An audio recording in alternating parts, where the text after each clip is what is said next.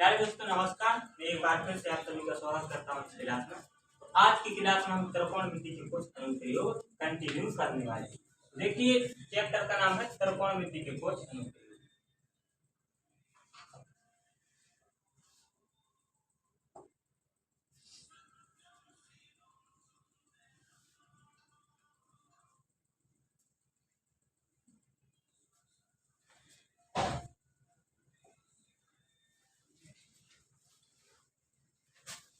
त्रिकोणमिति के कुछ अनुप्रयोग में आपका आज का पहला सवाल है,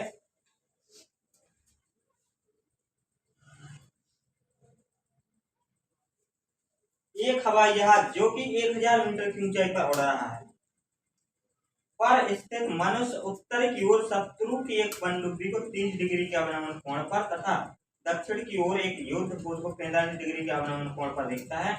पनडुब्बी और युद्धपोत के बीच दूरी ज्ञात कीजिए। देखिए सवाल में क्या कहा उन्होंने, सबसे पहले हम क्या करेंगे, सवाल की एक लाइन पढ़ेंगे और उतना कर लेंगे। तो देखिए सवाल में सबसे पहले उन्होंने कहा कि एक हवाई जहाज जो कि 1000 मीटर की ऊंचाई पर उड़ रहा है।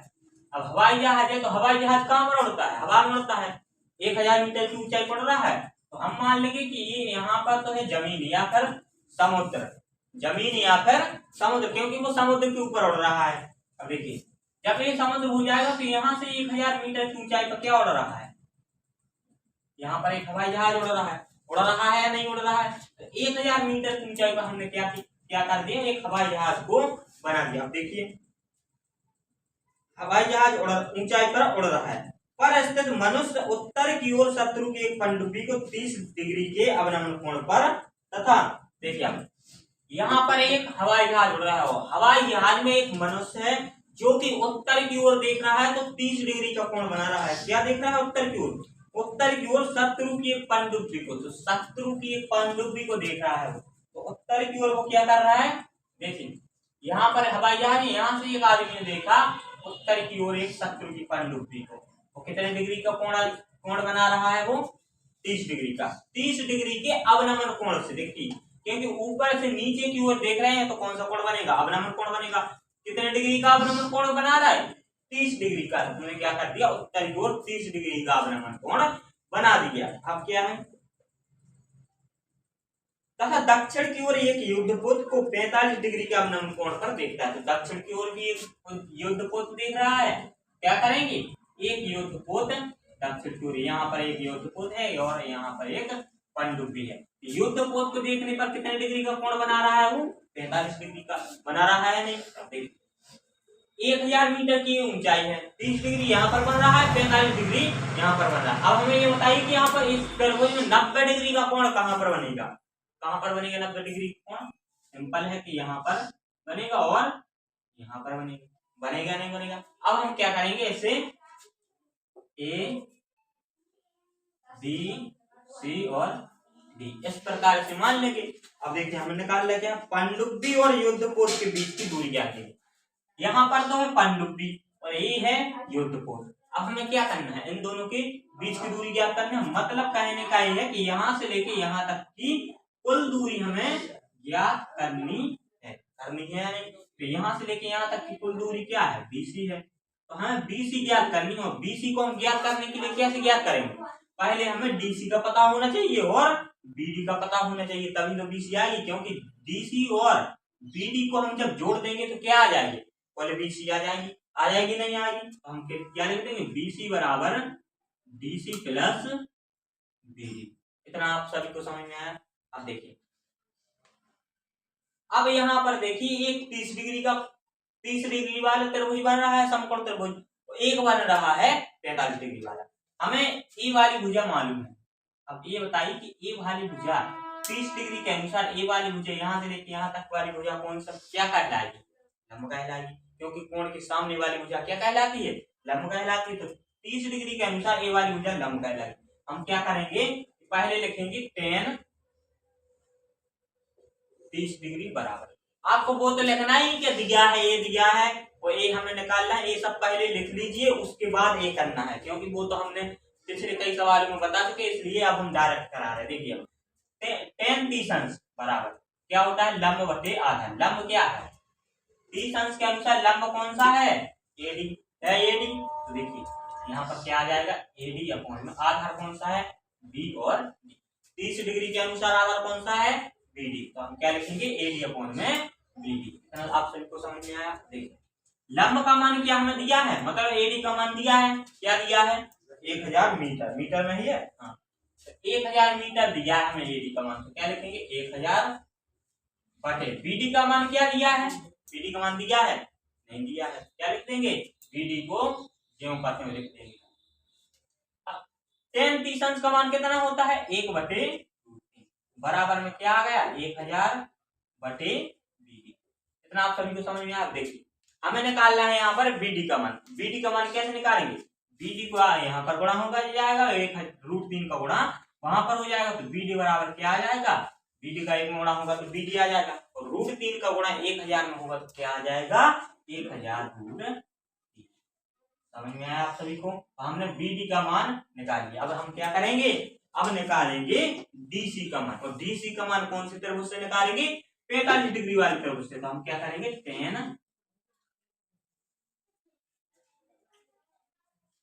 tan 45 डिग्री बराबर, अब tan 45 डिग्री के अनुसार लंब और आधार कौन सा है? तो लंब तो एडी वाला है या नहीं, और आधार कौन सा है? डीसी। तो क्या लिख देंगे? एडी अपॉन में डीसी। सभी को समझ में आया? अब देखिए tan 45 अंश का मान क्या होता है? 1 बराबर एडी का मान कितना है? 1000 बटे डीसी का मान कितना है? नहीं पता, तो डीसी को जो का तो लिख दीजिए। क्या आ जाएगा? डीसी का गुणा 1 में होगा तो क्या होगा? डीसी बराबर क्या आ जाएगा? 1000 आ जाएगा, नहीं आएगा? डीसी बराबर 1000 आ गया। अब देखिए अब हमें निकालना क्या था? क्या निकालना था हमें? युद्धपोत और पनडुब्बी के बीच की दूरी निकाल ली थी।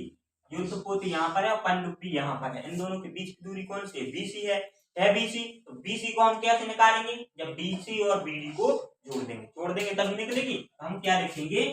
पनडुब्बी तथा युद्धपोत के बीच की दूरी बराबर, या दूरी कोष्टक में लिख लीजिए बीसी बराबर डीसी प्लस बीडी। इतना कर लेंगे आप सभी। अब देखिए बीसी बराबर डीसी का मान कितना आ गया? कितना आ गया डीसी का मान? 1000। क्या लिख देंगे? 1000 प्लस लगाएंगे। बीडी का मान कितना आ गया? बीडी का मान कितना है? 1000√3। तो क्या लिख देंगे? 1000√। अब हमें ये बताइए 1000 में हम 1000√3 को जोड़ सकते हैं? जोड़ सकते। क्यों नहीं जोड़ सकते? क्योंकि 1000 के साथ लिखा है √3। जब √3 या रूट की कोई भी संख्या लिखी हो तो हम उसे नहीं जोड़ सकते। अब देखिए जब यहाँ पर हम जोड़ नहीं सकते तो और क्या कर सकते? यहाँ पर हम ये कर सकते कि 1000 हम क्या 1000 यहाँ पर है, 1000 यहाँ पर है, तो 1000 क्या ले लेंगे? क्या ले लेंगे? 1000 को कॉमन लिया तो यहाँ पर क्या आ जाएगा? 1। यहाँ से 1000 हट गया, क्या बचा? क्या आ गया? बीसी का मान आ गया 1000 1 प्लस √3। समझ में आया सवाल? चलते हैं आपके अगले सवाल।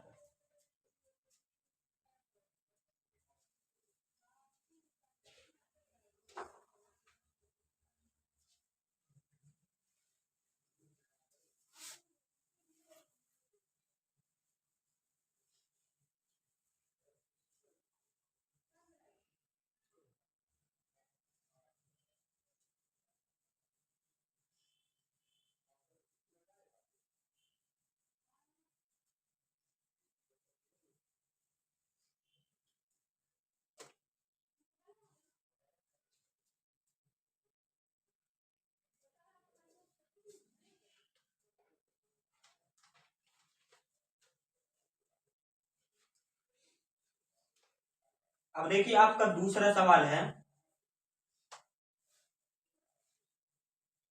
किसी मीनार के आधार से एक ही सरल रेखा में ए तथा बी दूरी पर स्थित दो बिंदुओं ए तथा बी से देखने पर मीनार के शिखर के उन्नयन कोण एक दूसरे के कोटिपूरक है। सिद्ध कीजिए कि मीनार की ऊंचाई √AB है। यदि ए बराबर 18 मीटर तथा बी बराबर 32 मीटर है तो मीनार की ऊंचाई ज्ञात कीजिए। तो हमें क्या करना है, सवाल को पहले एक लाइन पढ़ेंगे। तो क्या है, किसी मीनार के आधार से एक ही सरल रेखा में ए तथा बी दूरी पर स्थित बिंदु ए बी। देखिए कोई मीनार है, मीनार के आधार से, आधार यहाँ पर होगा, होगा या नहीं आधार, आधार हमेशा जमीन पर जहां से वो मीनार खड़ी होती है वहीं पर होगा, तो आधार नीचे होगा। अब देखिए एक मीनार के आधार से एक ही सरल रेखा में, एक ही सरल रेखा में कहा, एक सरल रेखा बना लेंगे, आधार पर बना लेंगे या नहीं बनाएंगे। ए तथा बी दूरी पर स्थित दो बिंदुओं ए तथा बी से देखने पर मीनार के शिखर के उन्नयन कोण एक दूसरे के कोटि पूरक। देखो उन्होंने कहा कि ए और बी दो बिंदु हैं और कितनी दूरी पर है, ए है ए दूरी और ए है बी दूरी, मतलब कि यहां से लेके यहां तक की दूरी है ए और यहां से लेके यहां तक की दूरी है बी। और उन्होंने क्या कहा कि इनके उन्नयन कोण एक दूसरे के कोटि पूरक हैं, एक दूसरे के क्या है, कोटि पूरक। हम आपको बता दें कि कोटि पूरक का मतलब होता है कि उन दोनों कोणों का योग 90 डिग्री होगा। क्या होता है कोटि पूरक का मतलब, कि उन दोनों का योग कितना होगा, 90 डिग्री। तो हमने यहाँ पर मान लिया, यहाँ पर माना कि θ1 कोण होगा, यहाँ पर होगा θ2 कोण। तो आप सभी को समझ में आया। देखिए यहाँ से लेके यहाँ तक की दूरी है ए, यहाँ से लेके यहाँ तक की दूरी है बी, यहाँ पर बिंदु ए है और यहाँ पर बिंदु बी है, तो यहाँ पर हम क्या मान लेंगे, सी मान लेंगे। देखिए देखने पर मीनार के शिखर के उन्नयन कोण एक दूसरे के कोटि पूरक है। सिद्ध कीजिए, सिद्ध कीजिए कि मीनार की ऊंचाई रूट ए बी है। तो हमें सिद्ध क्या करना है कि मीनार की ऊंचाई रूट ए बी है। मीनार की ऊंचाई क्या है, ए है, यहाँ पर क्या मान लेंगे बी, सी डी है मीनार की ऊंचाई है। हमें सिद्ध करना है कि मीनार की ऊंचाई की लंबाई रूट में ए बी है या नहीं। अब उन्होंने कहा क्या था कि ये जो कोण है वो एक दूसरे के क्या हैं, कोटि पूरक हैं, कोटि पूरक। तो अब देखिए θ1 यहाँ पर मान लिया, θ2 यहाँ पर मान लिया, या फिर इसे इस प्रकार मान लीजिए कि चलो θ1 और θ2 रहने। अब देखिए हमने क्या कहा कि कोटि पूरक कोण होते हैं जो उन दोनों का योग कितना होता है, 90 डिग्री। कितना होता है, 90। सबसे पहले हम लिख लेंगे कि θ1 प्लस θ2 बराबर कितना है, 90 डिग्री है इतना। अब यहाँ पर आपको क्या करना है कि θ2 का मान निकाल लीजिए, तो क्या आएगा, 90 माइनस θ1 आएगा, नहीं आएगा, आएगा। इतना आपको जूम में कर देना। अब देखिए अब हम क्या करेंगे कि θ2 का मान कितना आ गया, 90 माइनस θ1 थे, यहाँ पर क्या लिख देंगे हम, यहाँ पर लिख देंगे, यहाँ पर θ2 ही लिख देंगे। अब देखिए अब हम क्या करेंगे कि सवाल जिस प्रकार करते हैं उसी प्रकार करेंगे। तो देखिए जो θ1 वाला θ1 कोण वाला त्रिभुज है, इस त्रिभुज से हम पहले सवाल को हल करते हैं। क्या लिखेंगे, tan θ1 बराबर। अब हमें ये बताइए कि हमने यहाँ पर tan ही क्यों लिया, क्यों लिया tan, क्योंकि यहाँ पर हमें दिया आधार और निकालना क्या है, लंब। आधार लंब का संबंध कौन से सूत्र में होता है, tan में। तो हमने यहाँ पर tan लिया है। tan θ1 बराबर क्या आ जाएगा, लंब मतलब सीधी अपन आधार मतलब AD। अब ये बताइए CD का मान तो नहीं दिया, तो CD को जो कहते हैं लिख देंगे। AD का मान कितना दिया, स्मॉल a, कितना दिया है, small a, small a। tan θ1, tan θ1 बराबर क्या आ गया, CD अपॉन में स्मॉल a। इतना आपको कर लेना है। अब आपको क्या करना है कि यही दूसरे तरफ से भी कर लेना। दूसरी तरफ कौन सा है, θ2 वाला। क्या लिखेंगे, tan θ2 बराबर लंब कौन सा कहलाएगा, CD कहलाएगा या नहीं, अपन आधार कौन सा कहलाएगा, BD। CD का मान नहीं दिया तो CD को जो बता देंगे। BD का मान कितना दिया है, BD का मान दिया है, कितना दिया है, B। BD का मान क्या लिख देंगे, B। अब देखिए θ2 का मान कितना दिया है, 90 माइनस θ। क्या लिख देंगे, tan 90 माइनस θ1 बराबर सी डी अपॉन में 90 माइनस थीटा वन हमने कहाँ से लिखा, क्योंकि थीटा टू का मान कितना था 90 माइनस थीटा वन, इसे कोष्टक में लिख दीजिए। अब हमें ये बताइए कि टेन 90 माइनस थीटा वन है बराबर कितना आ गया सी डी अपॉन में बी, आ गया सी डी अपॉन में। अब हमें मान किसका निकालना है, सी डी का, सी डी का मान निकालना है। देखिए अगर हमें यहाँ पर टेन 90 माइनस थीटा है, टेन 90 माइनस थीटा को हम क्या लिख सकते हैं, टेन 90 माइनस थीटा को हम क्या लिख सकते हैं, हमने जब त्रिकोणमिति का परिचय पढ़ाया था तब हमने बताया था कि अगर साइन 90 माइनस थीटा दिया हो तो उसे लिखते हैं cos theta, cos 90 minus theta दिया हो तो उसे लिखते हैं sine theta, ten 90 minus theta दिया हो तो उसे लिखते हैं cot theta, cot 90 minus theta दिया हो तो उसे लिखते हैं टेन थीटा। तो यहाँ पर हमें क्या दिया है, यहाँ पर दिया है मैं टेन 90 माइनस थीटा, तो इसे क्या लिखेंगे cot थीटा लिखेंगे। टेन 90 माइनस थीटा है तो इसे हम क्या लिख देंगे cot थीटा वन लिखेंगे, यानी जो यहाँ पर होता है वही लिख देना, बस आपको चेंज क्या करना है ये कर देना। इतना हो गया, इतना आप सभी को समझ में आया। अब बराबर में क्या है सी डी अपॉन में बी, यही है, इतना सभी को समझ में आया। अब देखिए सी डी अपॉन में बी और टेन cot थीटा वन बराबर आ गया सी डी अपॉन में बी। यहां से आपको क्या करना है कि जो cot है इस cot को आपको टेन में बदलना है, cot को किस में बदलना है टेन में। cot को टेन में किस प्रकार बदल सकते हैं, एक तो यही है कि इस प्रकार बदल लीजिए, लेकिन इससे तो हम पहले ही बदल चुके, तो हम क्या करेंगे इसे सूत्र के अनुसार बदलेंगे। मतलब कहने का मतलब यह है कि जब टेन थीटा बराबर क्या होता है 1/cot थीटा होता है नहीं होता, टेन थीटा बराबर क्या होता है 1/cot थीटा, इसी प्रकार से आपको बदल देना है। मतलब यहाँ पर हम क्या करेंगे cot थीटा है इसे क्या लिख देंगे, cot थीटा को क्या लिख देंगे 1/tan थीटा लिख देंगे या नहीं लिख देंगे, cot थीटा को क्या लिख दीजिए 1/tan थीटा वन बराबर क्या है सी डी अपॉन में बी, सी डी अपॉन में बी है। देखिए टेन थीटा वन है, आपको यहाँ से क्या करना है कि टेन थीटा वन का मान निकाल लेना, क्या करना है टेन थीटा वन का मान निकालना है। टेन थीटा वन का मान कैसे निकालेंगे, टेन थीटा वन को बराबर के उस साइड पहुंचा देंगे और इन सारे सब को क्या कर देंगे बराबर के दूसरी साइड पहुंचा देंगे या नहीं पहुंचा देंगे। तो देखिए टेन थीटा वन को आपको यहाँ पर पहुंचाना है और सी डी को पहुंचाना है इस साइड, तो सी डी यहाँ पर गुणा में है, इस साइड कहाँ पर पहुंच जाएगी भाग में पहुंच जाएगी, और ए भाग में तो ये कहाँ पर आ जाएगी, ये आ जाएगी गुणा में आ जाएगी, बी अपॉन सी डी बराबर क्या आ जाएगा टेन। इतना आप सभी को समझ में आया, समझ में आया इतना सवाल, अगर समझ में आया हो तो वीडियो को लाइक जरूर करें। देखिए इतना समझ में आया तो देखिए अब आगे करते हैं। टेन थीटा वन यहाँ पर है और टेन थीटा वन का मान यहाँ पर है, टेन थीटा वन का मान यहाँ पर निकाला और टेन थीटा वन का मान यहाँ पर भी निकाला। अब हम करेंगे क्या, दोनों को बराबर कर देंगे, या फिर इस टेन थीटा की जगह पर ए वाला टेन थीटा का मान रख दीजिए। हमें यहाँ पर क्या लिखेंगे कि टेन थीटा वन का मान रखने का, तो टेन थीटा वन का मान क्या है बी अपॉन में सी, यहाँ पर क्या लिखते हैं बी अपॉन में सी डी बराबर क्या है सी डी अपॉन में है या नहीं, इतना ही है।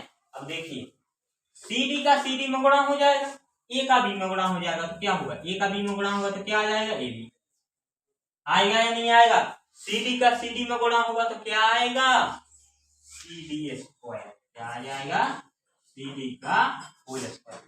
अब हमें ये बताइए कि जो होल स्क्वायर होता है वो बराबर की दूसरी साइड जाता है तो किस में परिवर्तित हो जाता है, किस में परिवर्तित हो जाता है रूट में, तो होल स्क्वायर बराबर किस साइड आएगा क्या हो जाएगा रूट में ए बी बराबर में क्या आ जाएगा सी।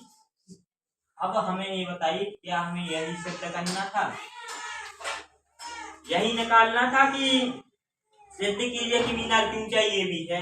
हमने शुरुआत में क्या मानी थी मीनार की ऊंचाई सी डी मानी थी या नहीं, सी डी का मान क्या आ गया रूट ए बी, तो हमारा सवाल सिद्ध हो गया नहीं सवाल सिद्ध, समझ में आया सवाल।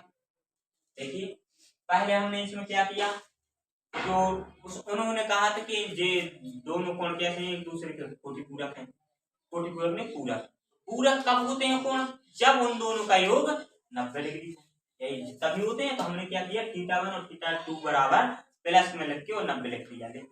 यहाँ से आपको क्या करना है कि थीटा 2 का मान निकाल लेना है। निकाल लिया थीटा 2 का मान, फिर क्या करना है कि यहाँ पर तो आपको टेन थीटा 1 वाले मतलब इस वाले त्रिभुज से यहाँ पर कर देना है, तो थीटा 2 वाले त्रिभुज से यहाँ पर कर देना। यहाँ पर आके आपने यहाँ पर पता चला कि टेन 90 माइनस थीटा 1 बराबर CD अपन डी आ गया। अब हमें पता था कि 90 माइनस थीटा रहता है, अगर टेन 90 माइनस थीटा है तो वो क्या होगा, cos थीटा होगा। तो हमने क्या लिख दिया, टेन 90 माइनस थीटा को cos थीटा 1 लिख दिया। अब हमने क्या किया कि cos थीटा 1 को भी टेन थीटा 1 में परिवर्तित कर दिया परिवर्तित। cos थीटा 1 को टेन थीटा 1 में परिवर्तित कैसे करेंगे, क्योंकि cot बराबर होता है 1/10 होता है, तो हमने लिख दिया cot बराबर 1/10।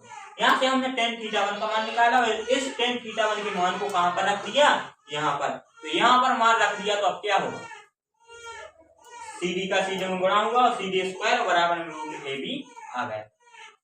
सवाल इतना समझ में आया। अभी आपका पूरा सवाल नहीं हुआ है, अभी सिर्फ हमने ये सिद्ध किया है कि मीनार की ऊंचाई इतनी ही है। आप देखिए और उन्होंने सवाल में क्या कहा था,